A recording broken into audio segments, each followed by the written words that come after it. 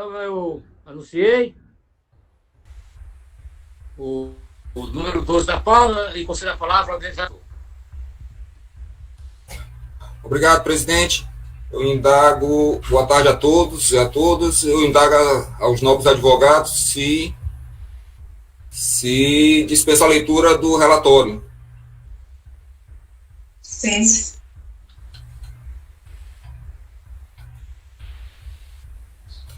Eu vou com a palavra a Vossa Excelência, presidente. Olá, eu concedo a palavra para a sustentação oral à doutora Mariana Oliveira Lemos, representando o recorrente do tempo regimental. Com a palavra, a doutora Mariana. Bom, primeiramente, boa tarde.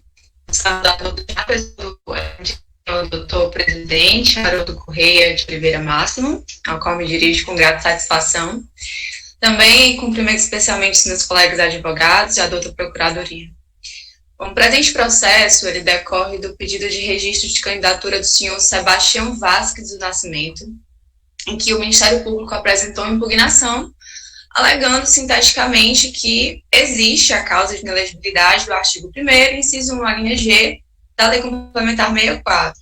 Sobre esse caso, nós temos algumas afirmações a serem feitas. Primeiro, como já é de amplo conhecimento, para a configuração da inelegibilidade da linha tratada nesses autos, é necessária a existência de prestação de contas relativas ao exercício de cargos e funções públicas, o julgamento e a rejeição das contas, a detecção de uma irregularidade insanável, que o ato de improbidade seja doloso e que a decisão do órgão competente seja irrecorrível.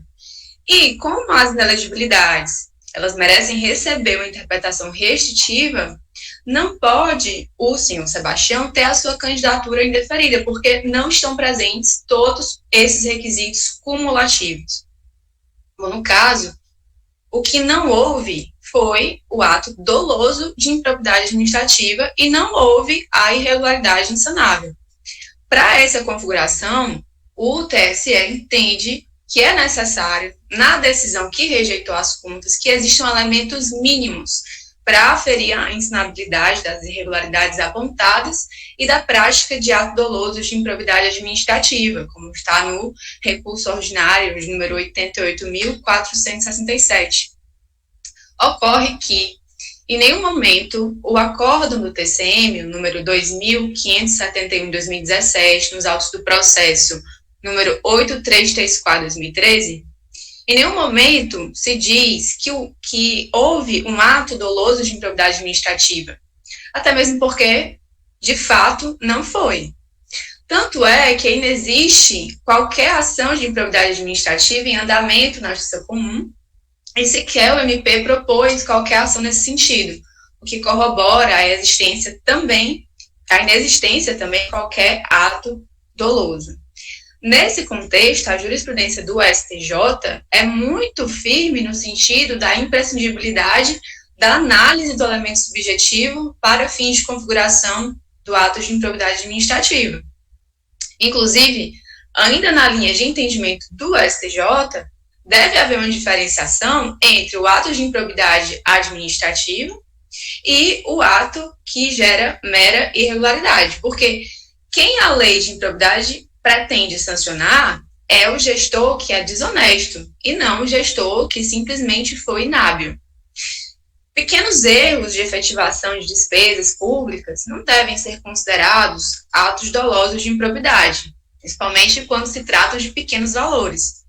Esse também foi o posicionamento do STJ nos embargos de declaração no RESP 1.322.353, julgado em 2012. Embora o senhor Sebastião tenha tido as suas contas desaprovadas pelo TCM, não houve reconhecimento de notas de improbidade, e isso está inclusive na certidão do TCE, número 49 de 2020, que está nas folhas 65 do processo.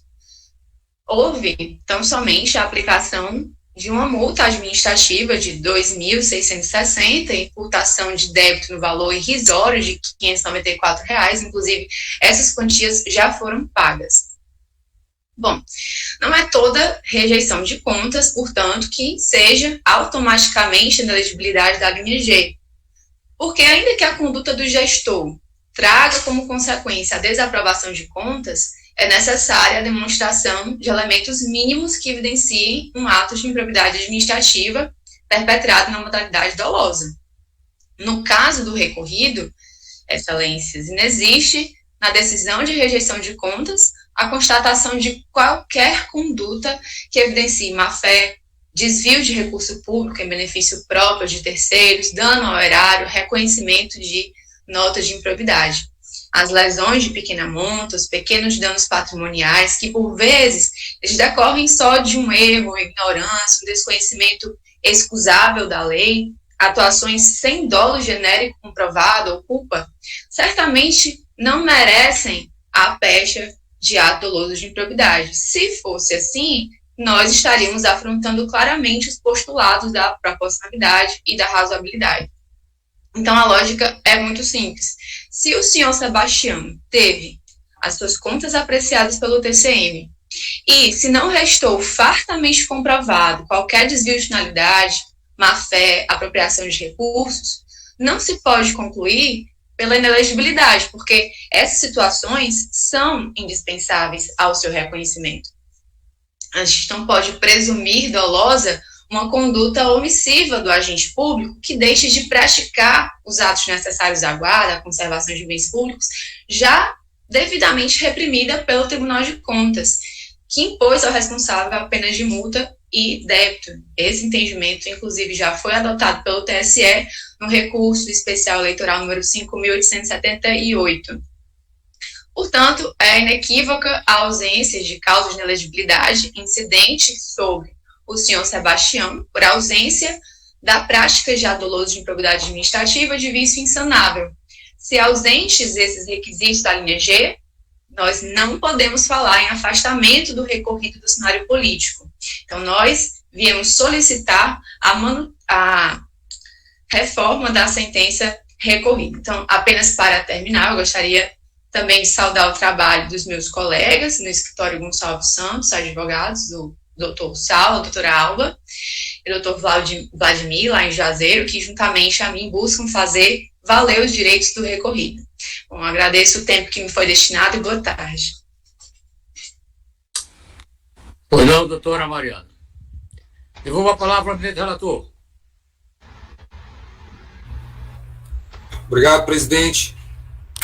Cumprimento mais uma vez a advogada pela bela sustentação oral.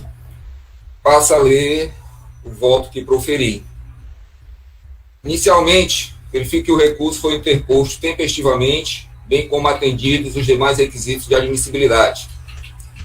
Na hipótese tratada nos autos, o tema envolve a aplicabilidade do artigo 1º, inciso 1, a linha G, da Lei Complementar número 64/90. De acordo com esse dispositivo, são inelegíveis aqueles que tiverem suas contas relativas ao exercício de cargos ou funções públicas rejeitadas por irregularidade insanável, que configure ato doloso de improbidade e por decisão irrecorrível do órgão competente, salvo se a questão houver sido ou estiver sendo submetida à apreciação do Poder Judiciário. A esse respeito, a sedimentada jurisprudência do Tribunal Superior Eleitoral indica a necessidade do preenchimento de alguns requisitos para o reconhecimento da inelegibilidade, quais sejam: exercício de cargo ou função pública, rejeição das contas pelo órgão competente, insanabilidade da irregularidade verificada, ato doloso de improbidade administrativa, irrecorribilidade do pronunciamento e desaprovação das contas, e inexistência de suspensão ou anulação judicial do aresto de rejeição das contas. Cumpre examinar, nesse primeiro momento, se os requisitos acima estão presentes no julgamento das contas do recorrente pelo Tribunal de Contas do Estado. Vejamos. No caso, é certo que o senhor Sebastião Vasco do Nascimento, na condição de presidente e gestor da Câmara Municipal de Milagres, teve suas contas relativas ao exercício de 2012 rejeitadas pelo Tribunal de Contas do Estado, órgão competente, e que a decisão é irrecorrível. Registro desde já que não se cogita nos autos a existência de decisão de órgão do Poder Judiciário anulando ou suspendendo os efeitos do julgamento das contas, bem como o não exaurimento do prazo de 8 anos no qual persiste a inelegibilidade. Com efeito, o cerne da controvérsia cinge-se em saber se as irregularidades apontadas no julgamento das suas contas são insanáveis e se configuram atos dolosos de improbidade administrativa. Quanto a esse exame, ressalto que, embora não caiba à Justiça Eleitoral decidir sobre o acerto ou desacerto das decisões proferidas pelo Tribunal de Contas, é de sua competência realizar o enquadramento da falha aferida pela Corte de Contas. Ou seja, cabe a esta Justiça especializada, interpretando a decisão daquela Corte, reconhecer se a conduta do recorrente constitui ato doloso de improbidade administrativa e se o vício é insanável, para fins de configuração do preceituado no artigo 1º, inciso 1, a linha G da Lei Complementar 64/90. Traçadas as balizas iniciais, passo a análise do julgamento realizado pelo Tribunal de Contas. Pois bem, em análise de prestação de contas de gestão, o referido tribunal constatou irregularidades de responsabilidade do recorrente, sem que fossem apresentadas justificativas capazes de elidir as falhas. Para fins de esclarecimento, transcrevo a ementa e acórdão, bem como, resumidamente, algumas considerações dispostas no julgamento pela Corte de Contas que entendo pertinente a presente análise. Deixa eu resumir, as irregularidades que foram apuradas e que deram início ao processo, foi a divergência no valor de R$ 22.424,53 entre o primeiro e o segundo semestre, referente às despesas com pessoal, contrariando o parágrafo único do artigo 21 da Lei de Responsabilidade Fiscal, onde ele teve aplicado uma multa de R$ 2.128,20.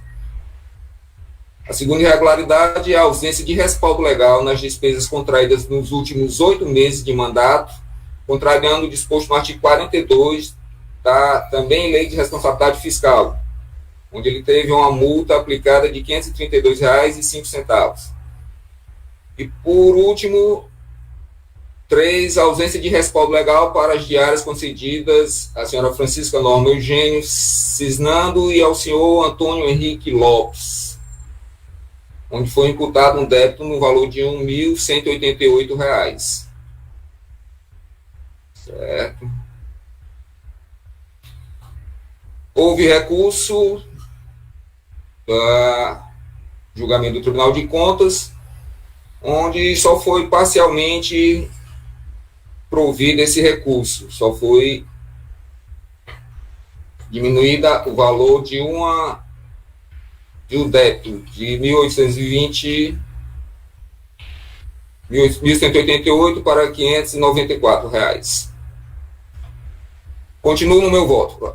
Como se nota, dentre as irregularidades detectadas e consignadas nos 2 primeiros itens reportados, depreende-se inobservância direta às disposições contidas na Lei de Responsabilidade Fiscal, a saber, artigo 21, é nulo de pleno direito o ato que provoque aumento da despesa com pessoal e não atenda às exigências do artigo 16 e 17 desta lei complementar e o disposto, na realidade, houve a correção aqui, só esclarecendo, houve a correção aqui, esse dispositivo do 21, ele está com a redação atual, mas aqui era para estar com a redação anterior, e ela está aqui, houve a correção no PJE e ele não recuperou. É assim, o artigo 21 é nulo, que essa redação originária era vigente ao período que foram praticados os atos irregulares pelo gestor. Artigo 21. É nulo de pleno direito o ato que provoque aumento de despesa com pessoal e não atenda. Aí vem, parágrafo único. Também é nulo de pleno direito o ato que resulte aumento da despesa com pessoal expedido nos 180 dias anteriores ao final do mandato do titular do respectivo poder ou órgão referido no artigo 20. E artigo 42, é vedado ao titular de poder ou órgão referido no artigo 20, nos últimos 2 quadrimestres do seu mandato, contrair a obrigação de despesa que não possa ser cumprida integralmente dentro dele, ou que tenha parcelas a serem pagas no exercício seguinte, sem que haja suficiente disponibilidade de caixa para este efeito. Parágrafo único. Na determinação da disponibilidade de caixa serão considerados encargos e despesas compromissadas a pagar até o final do exercício. É evidente, contudo, que não é qualquer violação à lei de responsabilidade fiscal que configura ato doloso de improbidade administrativa, mas é inegável que as violações mais graves, sobretudo as que representam prejuízo ao erário e que são praticadas em clara violação à lei, impõem o reconhecimento da prática do ato doloso de improbidade administrativa, acarretando, consequentemente, a condição de inelegibilidade. Empenho salientar, por importante, que a Lei 8.429/92, em seu artigo 10, inciso 9, e artigo 11, inciso 1, aponta textualmente os atos ilegais que foram praticados pelo recorrente, quando gestor da Câmara Municipal de Milagres, no ano de 2012, como ato de improbidade administrativa. Transcrevo aqui o artigo 10. Constitui ato de improbidade administrativa que causa lesão ao erário qualquer ação ou omissão dolosa ou culposa que enseje perda patrimonial, desvio, apropriação, malbaratamento ou dilapidação dos bens ou haveres das entidades referidas no artigo 1º desta lei. E, notadamente, inciso 9, ordenar ou permitir a realização de despesas não autorizadas em lei ou regulamento. Continuando, o artigo 11 da mesma lei, constitui ato de improbidade administrativa que atenta contra os princípios da administração pública qualquer ação ou omissão que viole os deveres de honestidade, imparcialidade, legalidade e lealdade às instituições. E, notadamente, 1. Praticar ato visando fim proibido em lei ou regulamento ou diverso daquele previsto na regra de competência. Neste sentido, a teor da sentença do juiz Acó, em consonância com a manifestação da Procuradoria Eleitoral, entendo que o recorrente praticou o ato doloso de improbidade administrativa quando atuou de forma vedada em lei. Quanto a este aspecto, em situações semelhantes, envolvendo a desaprovação de contas em razão do descumprimento da lei de responsabilidade fiscal, o TSE tem assentado que a conduta revela ato doloso de improbidade administrativa. Aí eu trago jurisprudência relacionada do TSE, vou poupá-los pela leitura. Ressalta-se ainda que o recorrente teve a oportunidade de apresentar elementos probatórios que pudessem justificar ou corrigir as falhas, inicialmente constatadas pela Corte de Contas. Mas das 3 irregularidades apontadas, sanou apenas uma, e de forma parcial. Portanto, as irregularidades verificadas pelo órgão de contas afiguram-se indiscutivelmente insanáveis. No que concerne ao item 3, entendo que se revela igualmente suficiente ao reconhecimento de inelegibilidade do recorrente. A respeito do tema, a jurisprudência do TSE e desta Egrégia Corte é categórica em reconhecer que o pagamento indevido de diárias constitui irregularidade insanável e ato doloso de improbidade administrativa. Trago jurisprudência, inclusive, dessa casa, que já foram várias vezes reconhecido esse entendimento.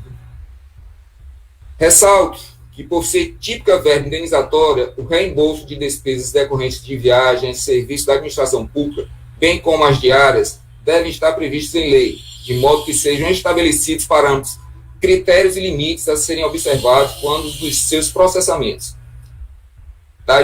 Na hipótese de não existir previsão legal, deve a administração adotar o reembolso como forma de ressarcimento de despesas de viagens realizadas a serviço.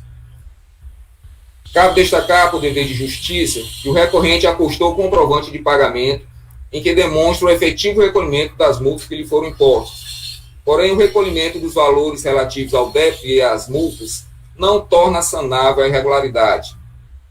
Aqui tem várias jurisprudências também nesse mesmo sentido. Como diz, a quitação de multa imposta pelo Tribunal de Contas, bem como o recolhimento ao erário dos valores indevidamente utilizados, não afasta por si só a inelegibilidade prevista no artigo 1º, inciso 1, a linha G da Lei Complementar 64/90.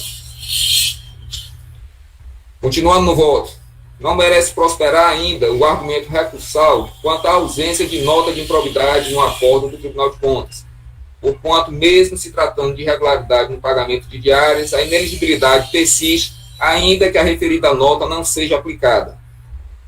Trago jurisprudência também, já entendimento remansoso, inclusive nessa casa. Continuando o voto. A propósito, lembremos a lição de José Jairo Gomes, no sentido de que, abre aspas, o requisito de que a inelegibilidade também configure ato doloso de improbidade administrativa tem a única finalidade de estruturar a inelegibilidade. Destarte, não há falar em condenação e improbidade administrativa, mas apenas em apreciação e qualificação jurídica de fatos e circunstâncias relevantes para a estruturação da inelegibilidade em apreço. Fecha aspas. Em face desse aspecto, a jurisprudência do TSE, que entendia como obrigatória a nota de improbidade para a configuração da irregularidade insanável, tornou-se ultrapassada. Agora, com a edição da Lei Complementar número 135/10, o legislador estabeleceu que a inelegibilidade deve ser imputada àqueles que tiverem suas contas relativas ao exercício de cargos ou funções públicas rejeitadas por irregularidade insanável, que configure ato doloso de improbidade administrativa. Por último, há que ser destacado, mais uma vez, que não existe qualquer decisão judicial prolatada pela Justiça Comum suspendendo ou anulando a decisão do Tribunal de Contas em análise. Desse modo, nota-se que nada pode albergar o inconformismo do recorrente, sendo esta a única possibilidade prevista na Lei Complementar 64/90, possível de afastar a inelegibilidade que ora se aponta.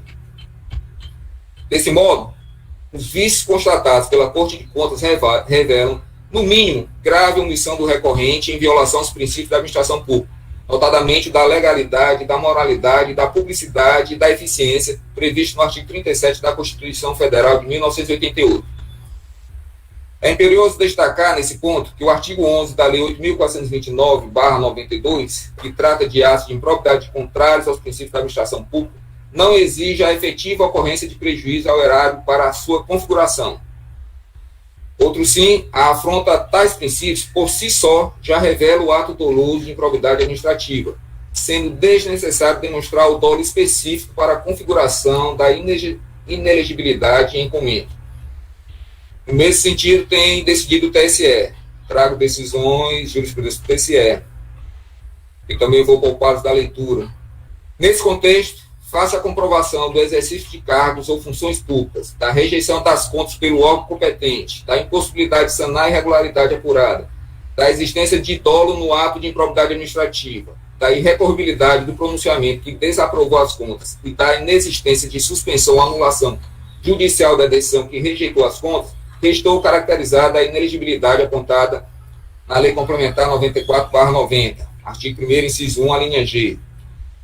De todo modo, da análise dos autos e pelas razões excepcionais expostas, o pretenso candidato não logrou afastar a causa de inelegibilidade que lhe foi atribuída, pois os atos praticados pelo recorrente na condição de gestor não podem, como pretende a defesa, ser considerados meras irregularidades administrativas ou simples ilegalidades, nem tampouco atuação de maneira não habilidosa com os recursos públicos. Dessa forma, a manutenção da sentença é a medida que se impõe. Diante do exposto, em consonância com o parecer da Procuradoria Regional Eleitoral, conheço o recurso, pois preenchido os pressupostos de admissibilidade, no mérito, nego-lhe provimento, mantendo a sentença recorrida em todos os seus termos. É assim como voto, senhor presidente e eminentes pares.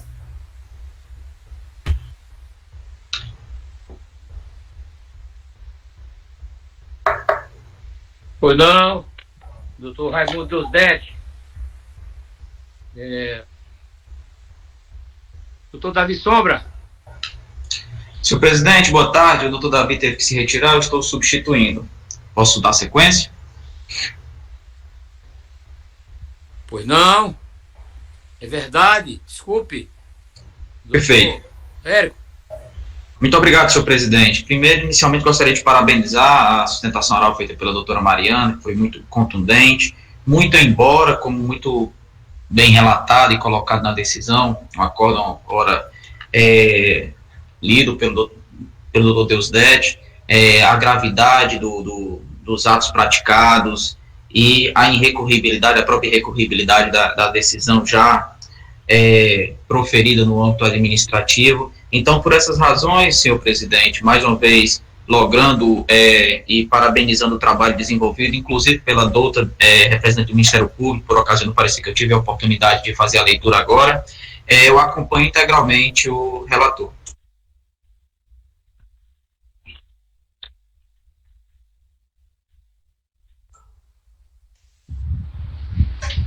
Pois não, doutor Érico. Doutor Zé Vidal. Com o relator, presidente. Doutora Camila Moreira. Com o relator.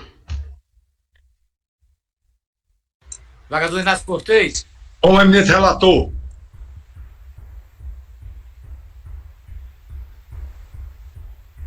Doutor Roberto Viana.